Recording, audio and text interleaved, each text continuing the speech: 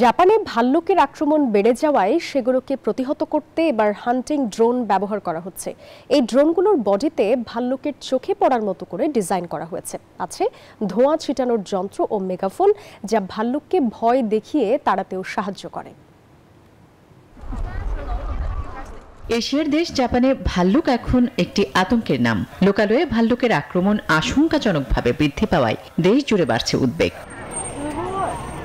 ওদের স্বপ্ন পূরণে পাশে থাকতে পেরে আমরা গর্বিত।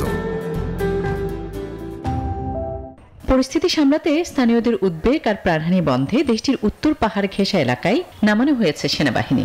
দেশ জুড়ে ভাল্লুকের রেকর্ড সংখ্যক হামলার ঘটনায় পর্যটন অঞ্চলে নিরাপত্তা জোরদারের পাশাপাশি জারি করা হয় ভ্রমণ সতর্কতাও। এরই ধারাবাহিকতায় এবার প্রাণীটি নিধনে হান্টিং ড্রোন ব্যবহার করছে জাপান সরকার।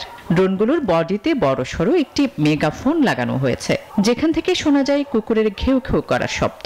সঙ্গে যুক্ত করা হয়েছে ধোঁয়া ছোড়ার যন্ত্র। এগুলোকে বলা হচ্ছে হান্টিং ড্রোন বা শিকারি ড্রোন। বলা হচ্ছে জলবায়ু পরিবর্তনের জেরে বনে বীজ গাছের বাদাম কমে যাওয়ায় খাদ্যের খোঁজে ভাল্লুকগুলো মানুষের বসতিতে ঢুকছে। এমন আবহাওয়ায় গেল সেপ্টেম্বরে বন্দুক আইন শিথিল করেছে জাপান সরকার, যাতে আবাসিক এলাকাগুলোতে মানুষ সহজে ভাল্লুককে গুলি করতে পারে। আসমা তুলি, নিউজ 24।